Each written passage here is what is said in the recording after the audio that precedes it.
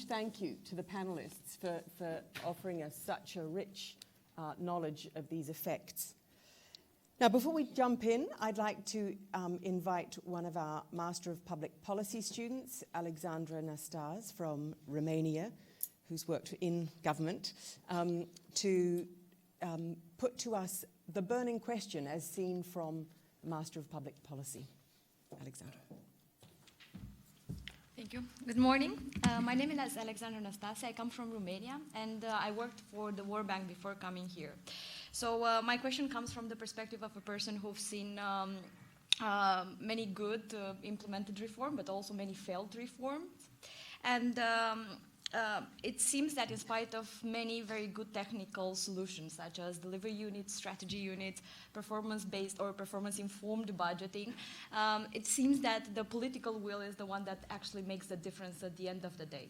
And my burning question is, in a context in which there are vicious circles and political leaders have no intention to change the status quo because that's in their own interest, and citizens are probably too poor to actually be part of the accountability framework that makes the politicians accountable to them, or institutions are even broken, and bureaucracy does not support. How do you actually implement reform, and how do you strategize for success and for irreversible reform in the government? Thank you. Thank you very much, Alexandra. Right, so there's a further essay question, which of course we're going to answer, and we're going to answer it with your help throughout this session. Idris, Jala, can we start with you? When did Malaysia create Pemandu, and why? What was the problem that it was seen as a solution to? Well, 6 years ago, I was invited by our current Prime Minister. I was in his office, and he said, look, Idris, we have some problems. He said, the first problem that we have, he said, that we grew rapidly from a low-income economy to a middle-income, high middle income. We got stuck in that middle-income trap. That was a comment that he made. And we have a vision that by the year 2020, we want to become a high-income economy that is inclusive and sustainable. But this being stuck in the middle, we have to find a new way of working. We have to transform the way that the government operates and relate to the private sector to get there. That was the first point that he made. The second problem that he put on the table was, we are very familiar with the 6 or 7 key priorities, which he called the pain points, that the citizenry was very unhappy about.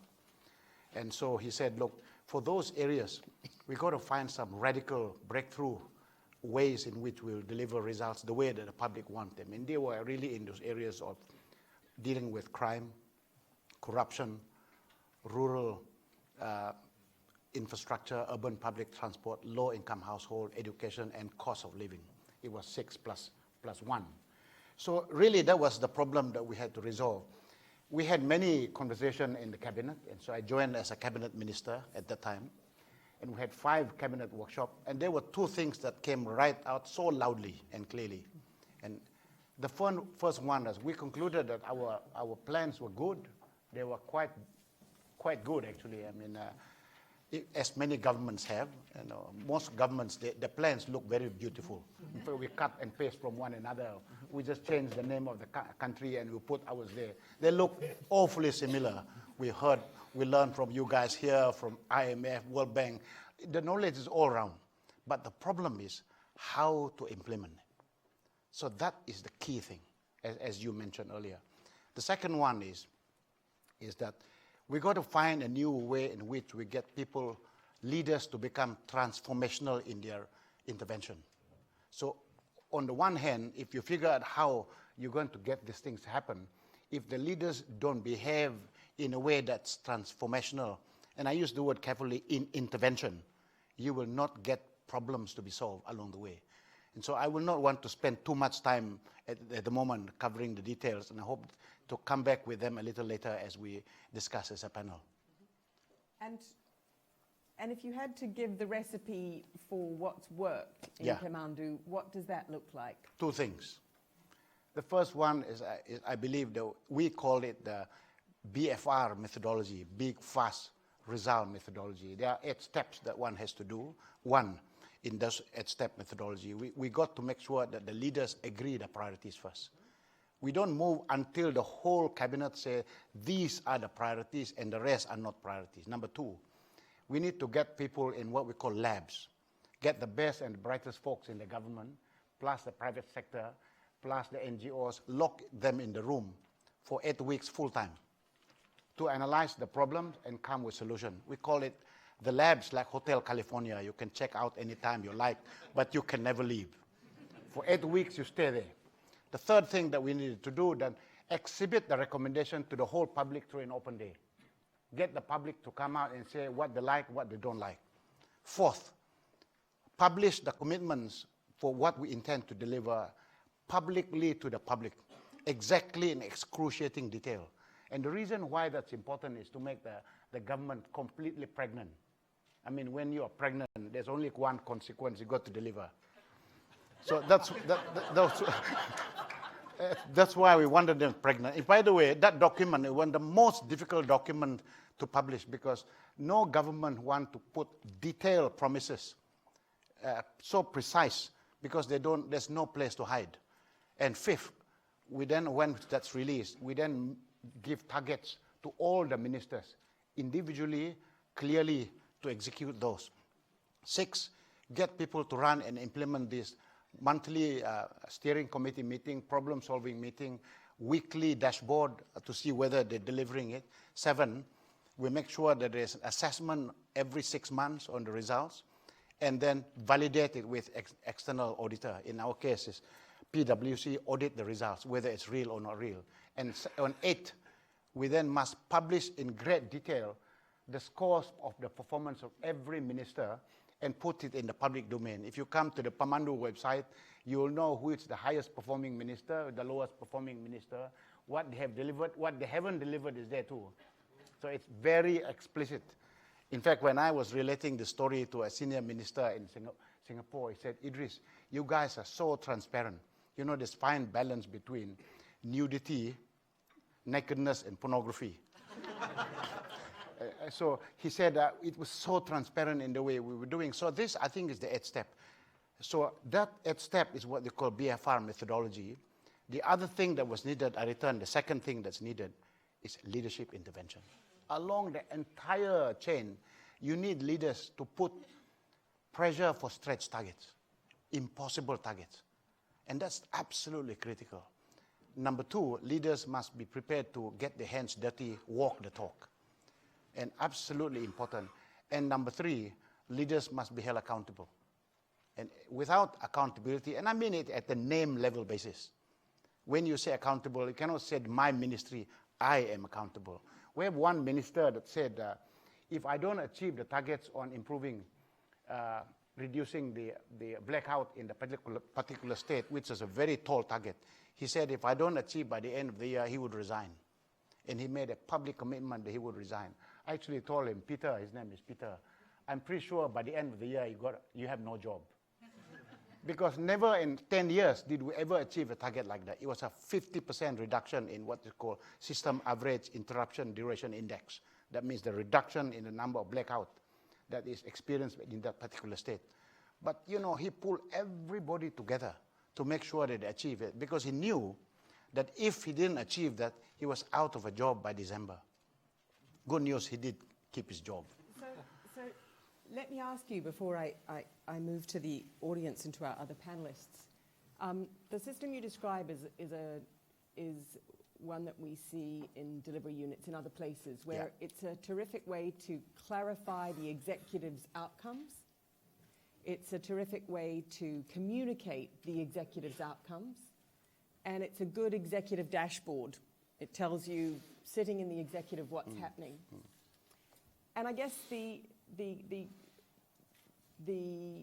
those who are disappointed with delivery units say that that's a thin level of outcomes and communication, and that what they're disappointed about is that it doesn't actually always permeate down into better delivery by the public service. That it creates ministers keen to show performance, but it doesn't necessarily affect the civil servants, the agencies who are trying to deliver. So it's not really getting the government, it's not getting them pregnant and forcing them to deliver. It's more a kind of IVF program at the top that has very mixed results beneath it. And what would you say to that? Is that because they are expecting too much from the delivery unit? Is it because you need other reforms alongside it that are more bottom-up in the civil service? I think the first misnomer is to call the unit a delivery unit. I would really discourage us calling it because my unit actually does not deliver. We introduce a new way of working so that the ministry, the government actually deliver. So if you like, the delivery unit is the government. And so we are facilitators to cause that to happen. And so returning back to the point, what do? We facilitate the labs so that people come with exactly what they need to do to cause this to happen. And that is why I give you an example. We, for a long time, we said that we needed to improve rural infrastructure in Malaysia. Lots of talk. But you know, in the last 5 years, we built the most kilometers of rural roads ever since, even more than we did since independence. Altogether, 2,000 kilometers of rural road, impacting the lives of altogether 5.1 million rural folks. For those who know the geography, the distance, if you straighten all of those little rural roads, that's all the way from Johor to Bangladesh. So really, when you think about it, what was it that caused us to be able to deliver on that so quickly, big results and fast? It was simply because we got everyone who's involved in building those roads in the room, mapping out exactly from which village to which village, how many roads are going to build, how many bridges that are going to be built, what kind of roads is going to be built, how many people, houses will be relocated, what's the compensation that is required. All of that details in 8 weeks. Really, I honestly believe there is a new way of working that can be brought to bear with the public sector, but really getting everyone locked in the room to come out to do it. And that's why I call it Hotel California. Thank you. Yeah. So, Professor Lan, let me come to you. Does China need a Hotel California? You know, does this make you envious and think, well, we need a delivery unit in Beijing as well? Okay. Well, actually, the way I look at it, China needs many Hotel Californias. One is not enough. And it has, for example, State Council and also has a Central Bureau and has so many different local governments. So if you want to talk about the success of China's service delivery, it's really not just one method, one organization, but a series of many reforms in the past 30 years and many different measures and methods to make it work. And what for you have been the most successful of those reforms? You know, the rest of the world looks at the Chinese government and goes, wow, when they say they're going to build 70 underground metros, they do it. You know, they do seem to deliver. So what are some of the reforms that have led to that? Okay, yeah. To quickly summarize, everybody thinks China's reform started in 1978 when then Deng Xiaoping ascended to power. But to many of the Chinese, China's reform actually started a century ago when the British came to knock China's door and defeated the arrogant Chinese imperialist state. So, and starting from that time, many generations of Chinese leaders had the ambition to restore its past glory. And then many revolutions happened in between. But after 1978, Deng Xiaoping advanced this reform strategy, just like what you were saying. Something has to change. So what he really proposed is to have China's economy double twice. It means quadruple. And then China achieved that purpose by 1996. So if you look back in the past 30 years, China has overly achieved its goal. But also there are some other problems associated with it, like pollution, congestion, and urban service problems. But those are the problems that happened after the success of its economic reform. And China also alleviated more than 600 million of the people out of poverty, and this is phenomenal. But when we look at the Chinese public sector, Yeah. I think the Chinese leadership have been quite open about the fact that they face some real problems now. They face problems of corruption. They face problems of as civil services do across the world, that you've got poorly paid civil servants who aren't always delivering or responsive to citizens. In fact, senior Chinese officials say they desperately need to become more responsive. Yeah, okay. What are the ideas that are prominent in China, or your ideas on how to overcome those problems? Okay, yeah, let me come to it. I kind of missed it. So basically, China has made many changes, and the real problems now are the new problems because of its past success. So the Chinese leaders, the people, are not very nervous about it. They over the past 30 years, they always had to fight with problems. But the strategies they use, if you want to really sometime, one is what we call political will and the national mood for change. So this one is a century-long aspiration, consensus building, leadership, vision, and then the recruitment of young talents into its cultural system, and the decentralization of power to encourage local governments to compete with one another for success. And then we had a lot of what you call citizen participation to evaluate governmental performances. And then another thing, as you said, Chinese government made sure to control of resources. Its 1994 taxation reform centralized financial power into central government.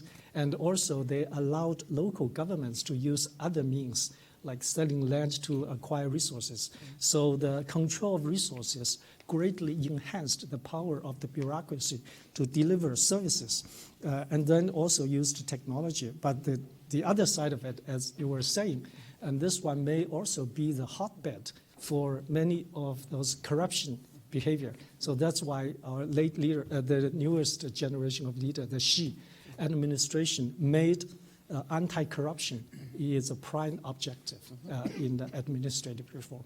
Can you tell us just one more word about how it is that citizens participate in evaluating performance? Okay. How does that work? What information do they get, and how do they feed back their evaluation? Yeah, well, that thing actually is like come back and forth, depending on the momentum. In the past, we had many local governments use what you call citizen surveys. I personally participated in many of those, Shanghai and Hangzhou and Fuzhou. They had different devices to supervise the performance of the government. Transparency is one of the major things. But recently, in the past 3 years, 2 or 3 years, the anti-corruption process, mostly they used what you call the party's disciplinary committee to conduct private interviews. And also the availability of social media has made a big difference in exposing corruptive behavior. So the one thing I like to mention, you talked about China's experience to deliver services, its use of a double track system has been proven to be very successful. This one bypassed traditional organizational resistance and quickly assembled a new ability to produce. And this is how it has successfully achieved many local government innovation, as well as the successful industrial parks to upgrade its economy to the next generation. And where will that go? China, the government's talking a lot about developing a third sector. Yeah. So that citizens can be more involved and engaged in policy and responsiveness and evaluation. And at the same time, there are lots of reports of much less space for academics to be critical of the government, much less space for citizens to be critical. I just wonder, it's perplexing for those looking outside who don't know so much about China. What's going to be the route through that? Okay, yeah. This is something China probably can learn from the world. It should really keep its open door policy and open its eyes to learn from outside. One of its most challenging difficulties now is to how to maintain central control while encourage local freedom and decentralization. And also it's like how to discipline its cultural systems while still give them the ability to perform. And actually, this past 2 years, they have been struggling with a way to look for how this can actually be achieved. Thank you yeah, very no, much. sure. I'm going to move to Christopher Hood. We've heard about, the top-down process. We've heard about the decentralization and reform processes in China. Could you help us put these into context, Christopher, about from your extensive research on what actually works?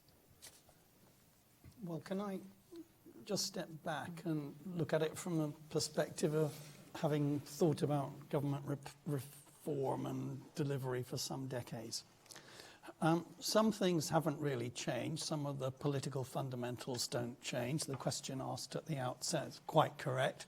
Somehow, if you're going to embed reforms, you need to match something that will resonate with the great state machine, but also with the demands of the reformers. That's very hard to do because often the response is to winter out reform, and it's very hard to get around that. So many of and dealing with corruption, these things haven't changed. These are pretty much universals of reform. But one thing that has changed over time has been the use of data to drive or to try to change government and big organisations. And that's something that's featured in what both of the two speakers have said. Of course, it is not the case that there was no data in public services before the internet or computers. That's not true at all.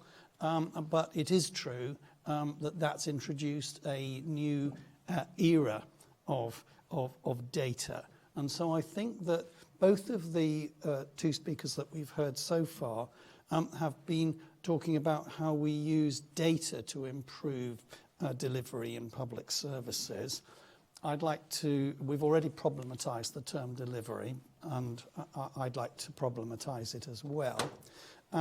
But one of the things that I've concluded in work with Gwyn Bevan, who's sitting in the front there, is that there are maybe 3 different ways of using data to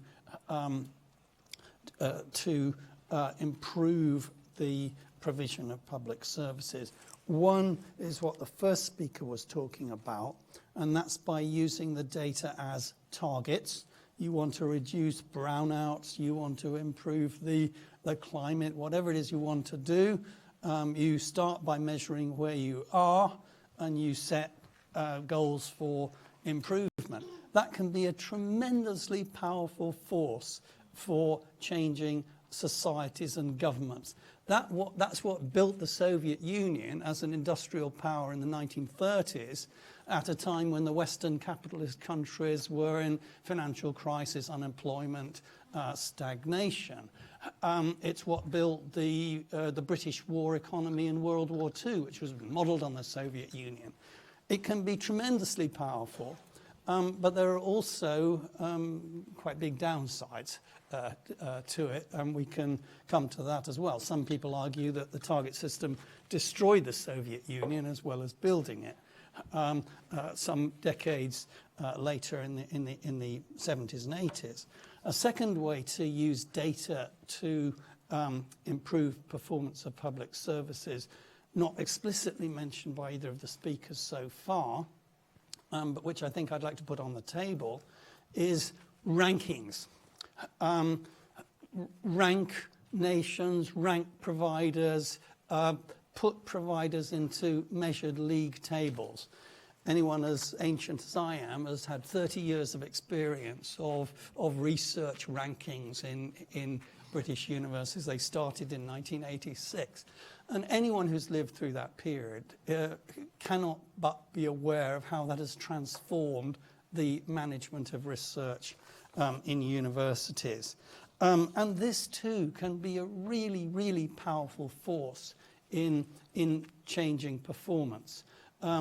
For example, to take an old pre-digital age example, naval rankings, the rankings of military power, which really start way back in the as soon as warships emerge as a special type of ship.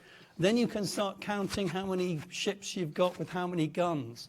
And this really starts to change the way that governments behave and build their naval power.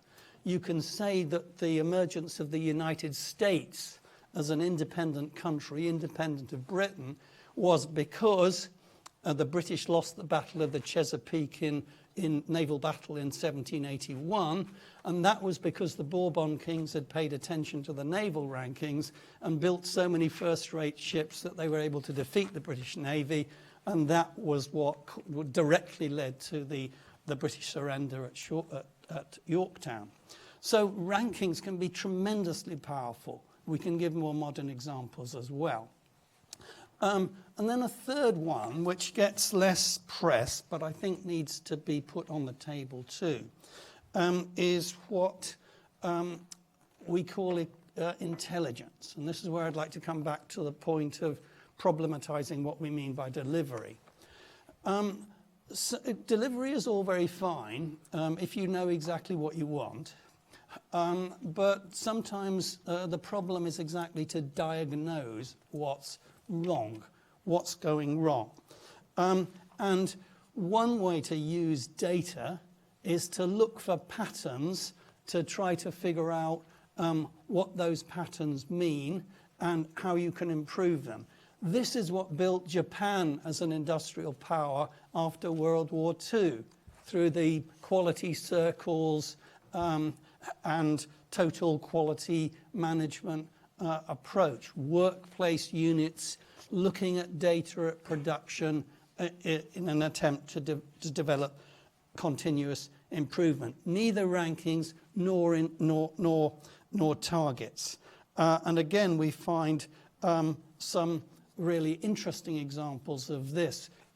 Way back in Britain in the 1970s, one of the things that happened in the early days of the Thatcher government was the introduction of so-called Rayner scrutinies.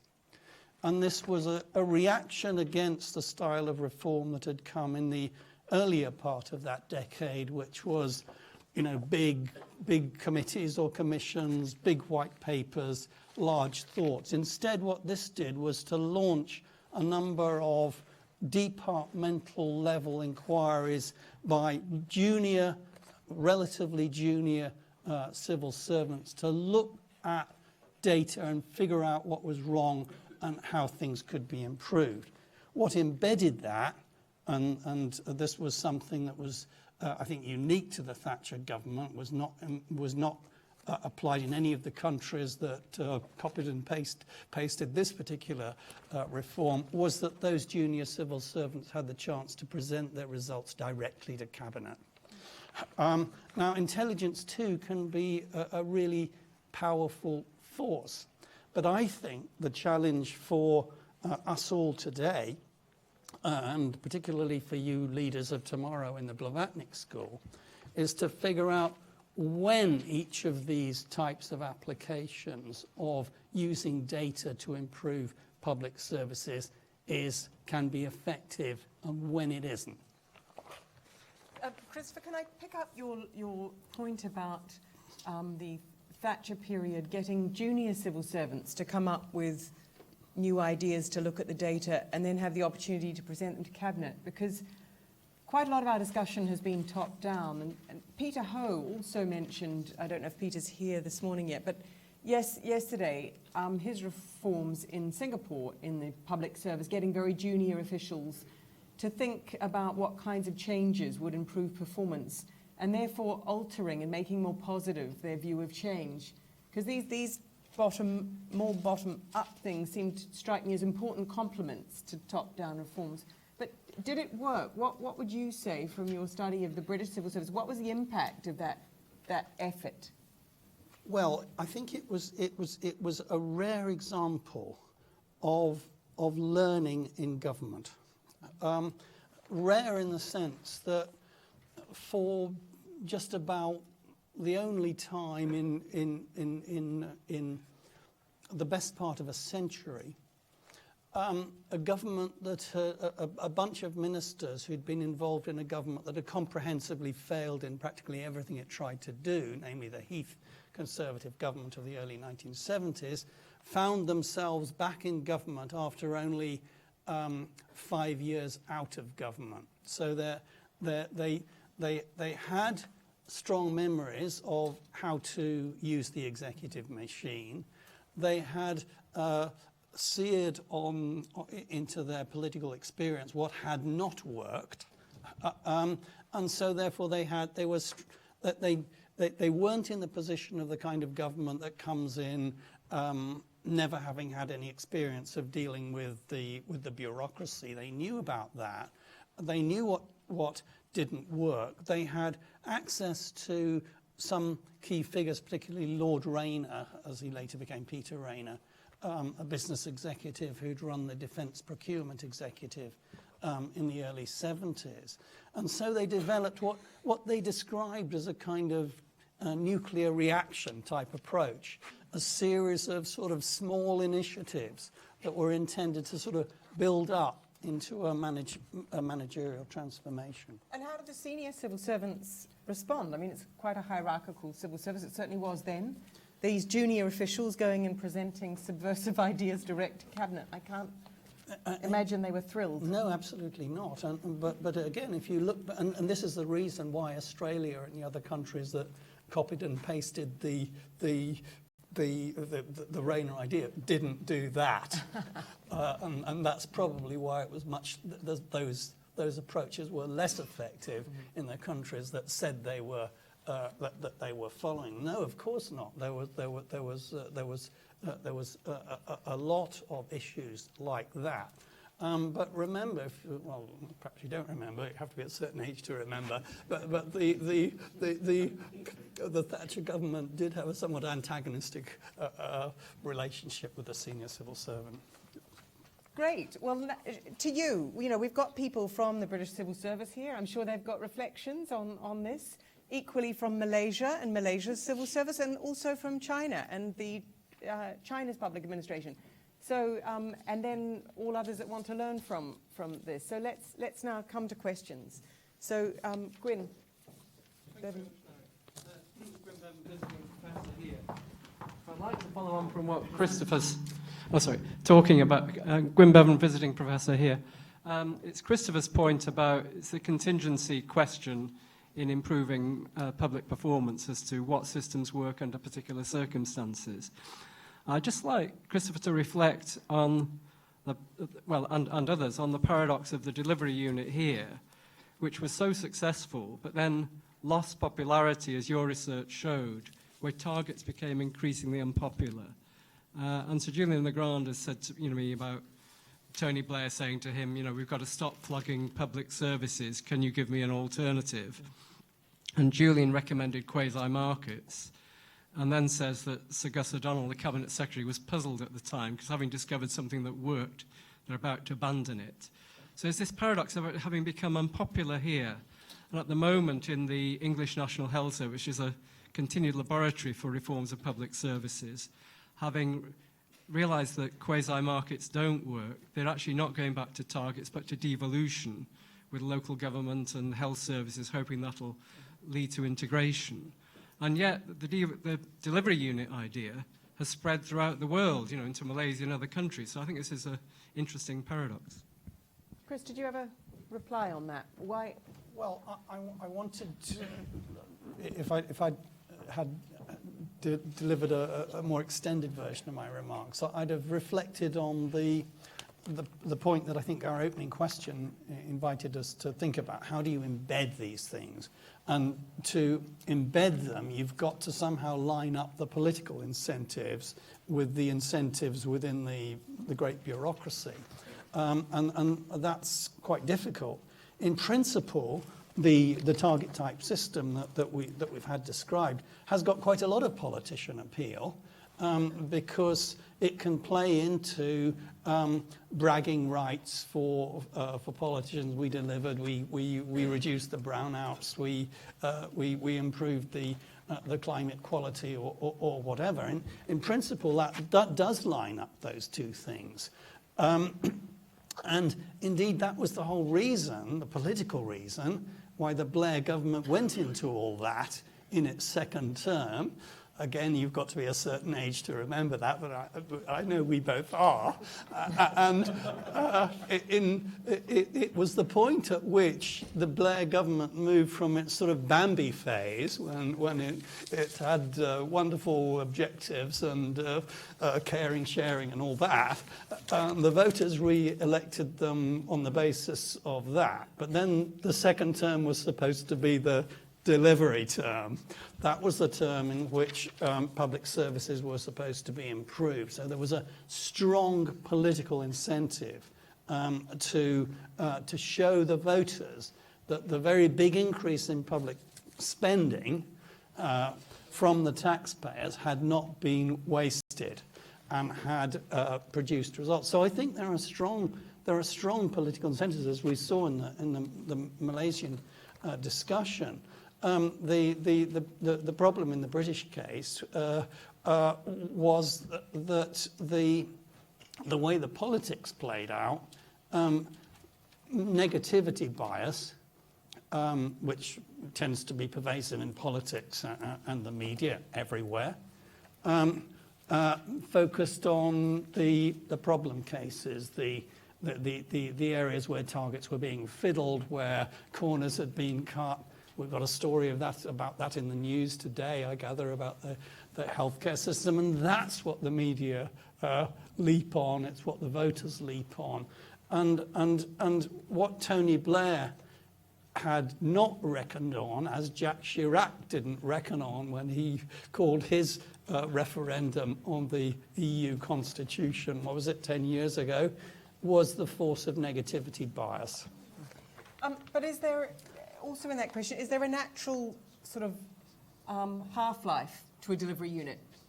Idris, is it Indonesia's great success then stopped? I mean, is it that you get your best hit in those first 4 years, and then is there a case for actually moving on to something else? Yeah, I do believe that if you set up what you call a delivery unit there, you cannot, in my view, you should not put up a unit that is permanent.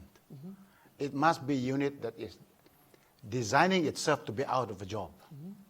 And if it becomes successful, it must be able to institutionalize the new way of working in the private sector so that it then becomes redundant. Mm-hmm. So that's very important. So what you do in the first few years is to make sure you deliver result on this new way of working, and having convinced everyone that this new way of working is good, then you then have to figure out how to get the civil service infected with this new disease, mm-hmm. so that they then take it on and run with it. And talk about the targets that you put. In fact, I had lots of discussion with Sir Michael Barber, who was doing my job in Tony Blair's outfit. And the one thing that we've learned from the UK model was that when you begin to set the targets, you have to make sure at some point you have to find a way so that they don't game the system. Mm-hmm. Because people put targets that are relatively low, but actually when they achieve it, there's no real improvement that's taking place there. Mm-hmm. So in the case of Malaysia, we don't actually get the ministers to set their targets. Mm-hmm. We get the independent labs to set the targets. Mm-hmm. And it is very uncomfortable to do that. Mm-hmm. So we have two types of targets in Malaysia. Those targets that we consider as national priorities, they're not set by the ministries, not set by the ministers themselves. They are set independently by the labs. Mm-hmm. They are very tall targets. Mm-hmm. There are other ministerial priorities, they're not national priorities. Mm-hmm. Those are the ones set by the ministers.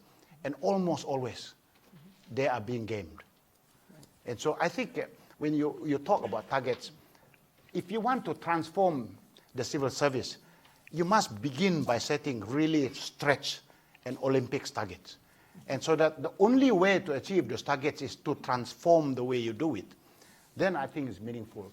I suppose in the case of the UK, if you wanted to change the way in which you do it, you want to get rid of the unit, which is what happened after Tony Blair passed it on. And so I think you've got to find a way how to embed the new way of working in the civil service. Mm-hmm. Then I think you can delete the delivery unit. Mm-hmm. You shouldn't delete it if you have not passed on the new way of working to the civil service. Thank you. Did you want to? Yeah, I think that one thing I'd be interested to hear views around the room on this is how easy it is to work the kind of target system that you're talking about when you're in an era of public sector retrenchment and when you're cutting spending. Because on the whole, the Blair era delivery unit in its second term was about a period in which the government was trying to show that it could do more with more. It was asking the taxpayers to pay more taxes in order to increase public spending, and the targets were about showing the voters that it had, its school standards had risen and the waiting lists for healthcare had fallen and that kind of thing. So the idea was that the voters were being reassured. Now that's all fine when you're doubling public spending, which is what the Blair government did. But what when you come into an era where you're cutting public spending and where it's going to be very hard to produce good news about higher standards and lower waiting lists and the like? On the whole, when you cut spending, the job is to do about the same with less, or maybe do less with less. And then I think the political appeal of targets, and remember that's what we need to embed these systems, really starts to fall away. So we have, I'll just call on Rupert. Rupert McNeill, Chief People Officer in the British government. You're living this. What does it look like? Thanks. Well, I just wanted to follow up particularly on Christopher's point and then just add something to that. I think that my experience in commercial contexts, as well as what I'm now seeing, I'm 5 months in the UK civil service, is that I think where you have where you're living within cost restrictions and required to make efficiencies, that actually, my strong view is that's when using targets actually becomes in some ways easier because it's essential. So I think it forces prioritization, but I don't think you can have that on its own. So I was going to lead on to the next point, which is, so I think cost constraint imposes restrictions on the system and requires people to focus, but I think it's quite soulless. And one of the things which has happened in the commercial world over the past decade is the increasing focus on customer centricity, which I think transfers actually very easily, perhaps more easily than in the commercial context, to user centricity in public services. So I think where you're giving people data and teaching civil servants at all levels to use data and to interpret that to the end of improving things for the citizen user, then you get a really effective sort of virtuous circle. And it's very interesting looking at, for example, if you go into the Department of Work and Pensions in the UK, or you go into HMRC in the UK, onto the factory floor,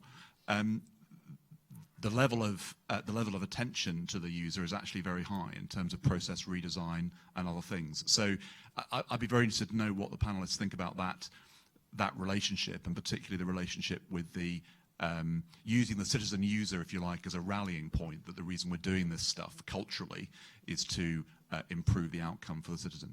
Which is something, Gerald, you were touching on. But just on your point that setting targets in a time when the resources you're putting in are decreasing can be soulless, I guess the question that arises from this morning's British news, which has been about National Health Service, parts of the National Health Service required to meet new targets, actually paying consultants to come and help them rearrange their accounting so that they look as though they're meeting the target. I just wonder whether the serious point in this is, do you actually face a much higher risk of this kind of gaming of the system when you're setting targets in a time of a sinking lid?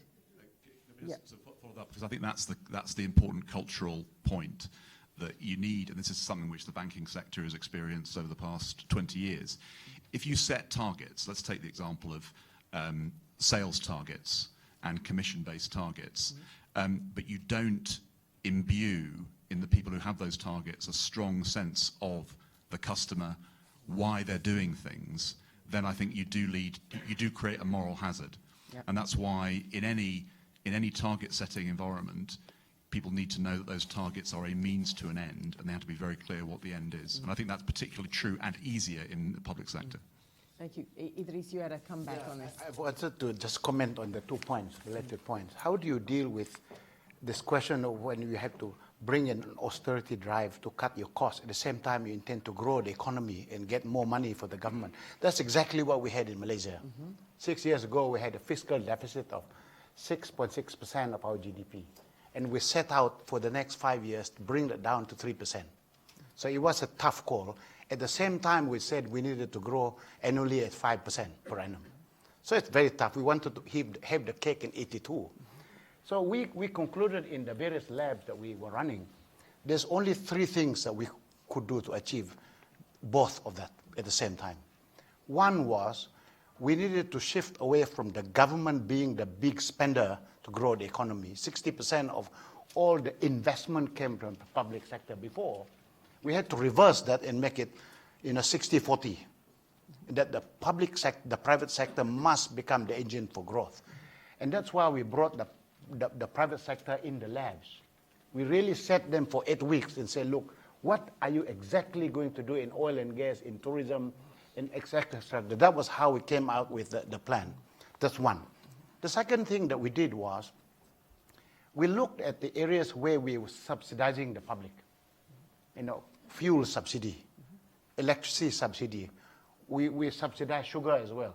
In fact, Malaysia has very high incidence of diabetes as a result, and etc. So we made wholesale changes to get rid of that. In fact, we managed to get rid of the fuel subsidy finally last year. So that is the second thing. Those are painful stuff. Nobody, the public will not vote you as a government for taking those tough measures. But because the public were unhappy, the solution that we gave was, having now achieved the savings that was derived from doing that, we took that money and we said, whoever has an income in the bottom 40%, we give you the cash. So that is a very important thing. We call it BRIM. So everyone whose salaries is below, if you like, below the 30%, in the 30% bracket, we then gave you the cash derived from the savings that we got out from the hard measures to rationalize the subsidies. And the third thing that we did was we went to do clever ways on the ground to save money. I give you one classic example since the issue was about health. There was one hospital in Johor, and the waiting time for people to get chemotherapy in the hospital was 4 months. Many people have died, not even having a treatment. So when we asked the folks in the hospital what it takes to reduce the waiting time from 4 months to 2 weeks, the standard answer was, we need new machine, we need new capex to do X and Y and Z. We went to the ground and looked at it. The immediate thing that we found on the ground was, we asked the question, this machine that you have, how many times do you use them? We found they only use them during the day. What did we need to do? Run another shift at night. That was one. But then we found out all the specialists who read the reports that came out from the machine. They were also doing administrative work. So all that was needed, we don't need to hire new specialists. We just need to hire a few new clerks to just do the admin work. What had happened was, after 2 weeks of doing this, 2 weeks of lab, we didn't even run it for a whole month. We did not need to spend any money on buying new machine. We all needed was, we introduced a night shift. We hired 4 new clerks, and all the waiting time was less from 4 months to 2 weeks in just 3 weeks. And so, to me, there are very smart ways to introduce changes on the ground. It's not philosophical, but you can only do it if you really get down to the ground. In fact, we are now using this method to go to some of the toughest hospitals, the biggest hospital in Serdang and other places. We're going to the ground to do this very kind of work. So if you did those 3 things, in my view, in our case, we were able to get unstuck. When I said we were stuck in the middle income trap, and we got unstuck. So I'm going to take a couple more questions, and I'm also going to ask you, Gerald, to just give us your view on what do you think is the most promising way in China to get the public servants more client-focused? So this point about we need a public service that's client-focused, is decentralization working, or is there some other way that China can move to have a bureaucracy that's more focused on the people it's serving? But I'm giving you forewarning of that. So I'm going to take just a cluster of questions. So at the back, sorry, no, behind you, yeah. Henrik Jacobson, Politics Department here in Oxford. It appears to me this age is perhaps one of best practice learning from other countries in a globalized world. But I'm actually wondering, what are the limits of transferability of policy models? So for instance, Christopher gave us an example of a policy model copied, but changed in some slight aspects, which then led to failure of the policy model.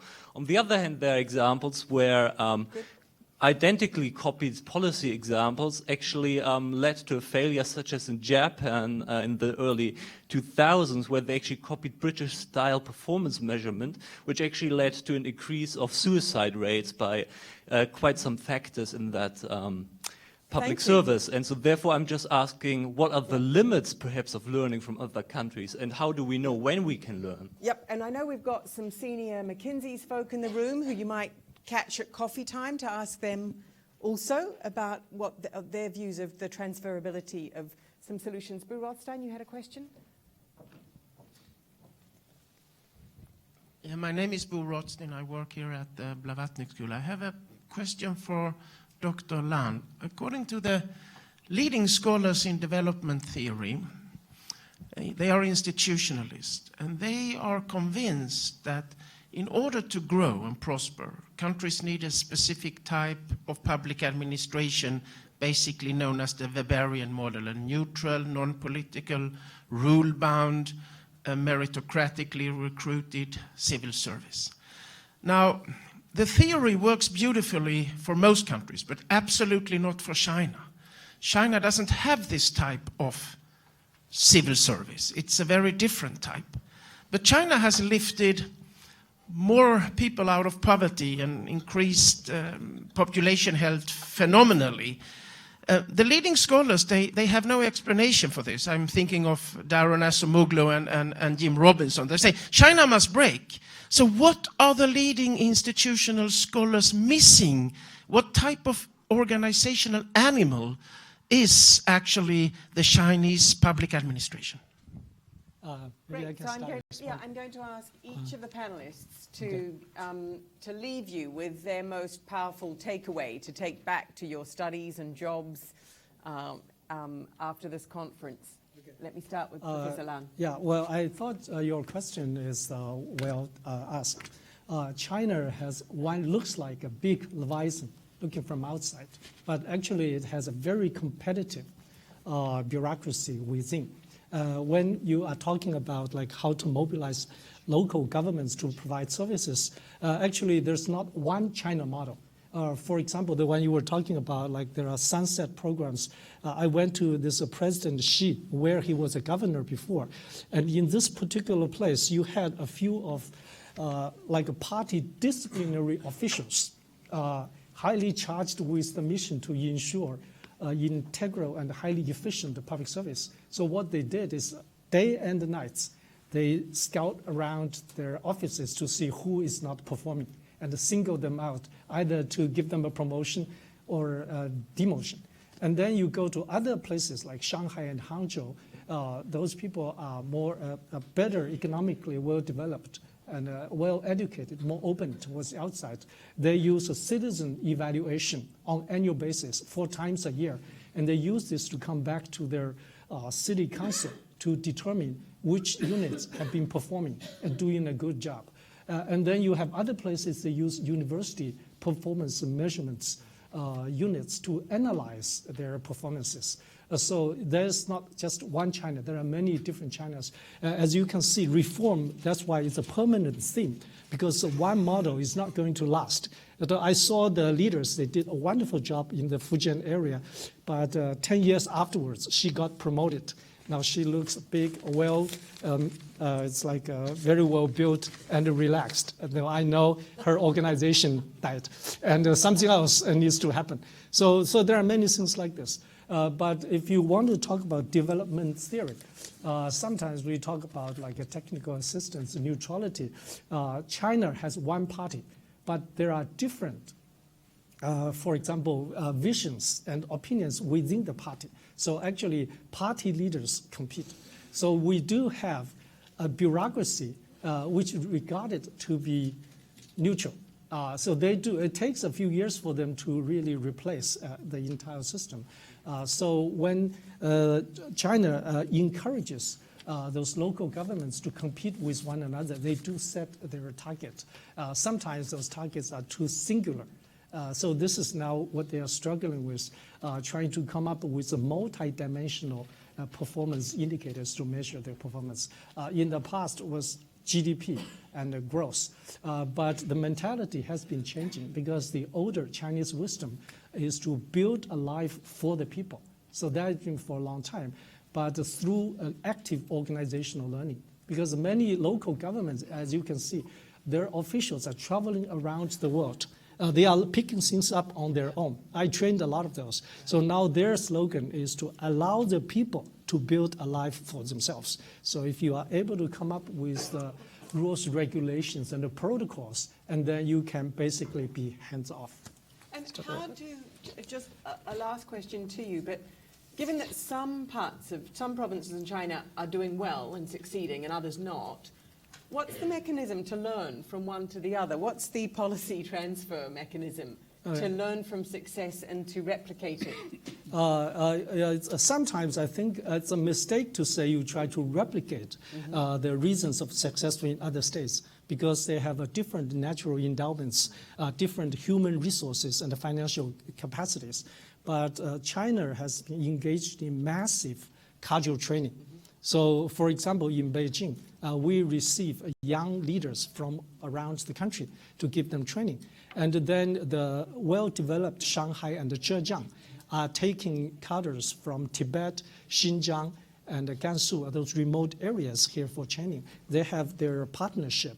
They direct their cadres resources into those places to really help them with targeted objectives supervised by central government. That'd be interesting. Thank you very much. Idris, you've given us this top-down picture. If you could do one bottom-up reform to transform Malaysia's public sector, what would it be? For us now today, it's about innovation. Because I think we reached a point that we could deliver some of the things we set out to do. But going forward, how South Korea reached the position where they're in today is because they started to innovate. People must stop looking at Malaysia. We need to look at the manufacturing products and services that are so compelling and competitive in the external arena. That's a new thing that we have to reinvent and start talking about in Malaysia. Because we've been trying to fix our own problem internally. We need to figure out how to go out there to the rest of the world. That, to me, is let me return back to the point that gentleman said about transferability of policies. And I think methodologies are transferable, but I really lost to thinking about you bring in solutions from outside. You use the methodology to transfer them, but the solutions must be indigenous. So because my team and I, we have been hired to do work in the government of Tanzania. So we went out to bring the methodology, but when we bring the methodology on the lab, but we require the Tanzanians to come with indigenous solutions to the issues there. In my view, that's the only way it works. In fact, we've signed an MOU with Niti Aayog. So I've got 20 people in the state of Andhra Pradesh today, running labs to assist them in doing that. Pretty soon we will be doing a few works in Oman as well to assist them. But we really believe that it's important to come out and say, you bring in a new methodology, but the solutions must be indigenous by the people in that place. And therefore you get ownership. So in my view, last point, the world, I do believe, we suffer all over from a very flawed model of growth. And that's why you have very high debt in Europe. Total euro debt, government debt is around 90%. And you see Japan's debt, public debt is 190% of GDP. And the US is very high as well. So when you have a situation where governments do not focus on a few things, they want to do many things, necessarily they borrow a lot of money. And so if the whole world follow the model of high gearing to finance growth, it is unsustainable. And that's why I think China is really having to pause at the moment and say, look, we have to devise a new method to do it. We passed a law in Malaysia, through parliament, to say that Malaysia cannot and will not have our debt, public debt, in excess of 55% of GDP. We can grow the economy, but that's the ceiling. And so I think the world over, I think we are flawed. The models is flawed because there's so much debt that's brought in, and so to fund that growth. And that that's like borrowing from the future. So I think it is a very important thing for the school here in Oxford to really propagate this idea that we have to devise a new growth model so that it cannot be debt funded to that extent, because the future generation, I think, is going to suffer from it. Thank you. Christopher, can I ask you, Britain, like many governments around the world, is trying to do more for less. Budgets are being cut right across government quite brutally. What's the one piece of advice you would give to a government that's trying to do, to this government that's trying to do more for less as it cuts budgets? One piece of advice, don't be obsessed by head count. Look at what's happening to the money. And to flesh that out, read Christopher Hood's book with Ruth Dixon, where he documents efforts, big reform efforts in the British civil service to reduce expenditure by cutting the head count. And I think your figures show that the actual cost of government rose by 40%, even as they reduced civil service numbers. Am I misquoting you? Broadly, that's true over the years from 1980 to 2010, yes. Powerful lesson for a government that wants to do more for less. I'd like to now call on Dorkina Myrick, an MPP student in the Blavatnik School, just to give us what are three things that are going to stay in your head that you learned this morning? Okay, great. So thank you so much, Dean Woods, and thank you to our esteemed panel for coming and spending some time with us this morning. We've had a wonderful discussion. So just to summarize a few of the points, when we talk about delivery and implementing government reform, we started off with a couple of key questions. How do we make sure that things really happen when we want them to happen, and also make sure that we have proper ways to implement them in ways that we are definitely getting results. So we talked about three different models. We could do it sort of from a top-down level, we could do it from a sort of decentralized position, and then we can also think about what really, really works with regard to using targets, ranking, and intelligence. So when we talk about, we mentioned one of our panelists talked about ways in which we need to make sure that there's appropriate intervention with government, make sure that leaders are held accountable. We had a nice example of that when he said that the government needs to be transparent as far as being pregnant and always available to deliver results to the public when the public needs those results, to make sure that there's oversight. We also want to make sure that there's opportunity when we talk about decentralization, that there's a discipline with regard to reforms. And then we also mentioned sort of using the data as targets. We can rank, we can use intelligence, but regardless of that, just making sure that citizens are involved and it's a transparent process, and make sure that that's communicated to future government leaders when they're thinking about going into this model. Terrific. Thank you very much. Dorkina, thank you.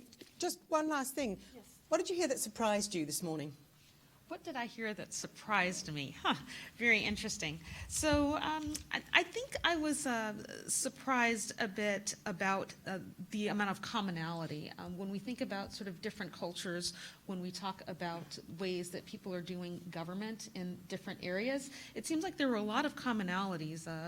I don't know, I look at things from sort of a United States model where we have ways of accountability, but I found that there's a lot more accountability and a lot more transparency across cultures, and that folks are really sort of heading into this area. So, Thank you very much. Thank you. Can you join me in thanking Dukina and our panelists? Thank you so much. So thank you, ladies and gentlemen. We now move to two parallel sessions. The session taking place in this room, for those of you who wish to stay here, will look at the question of transforming leadership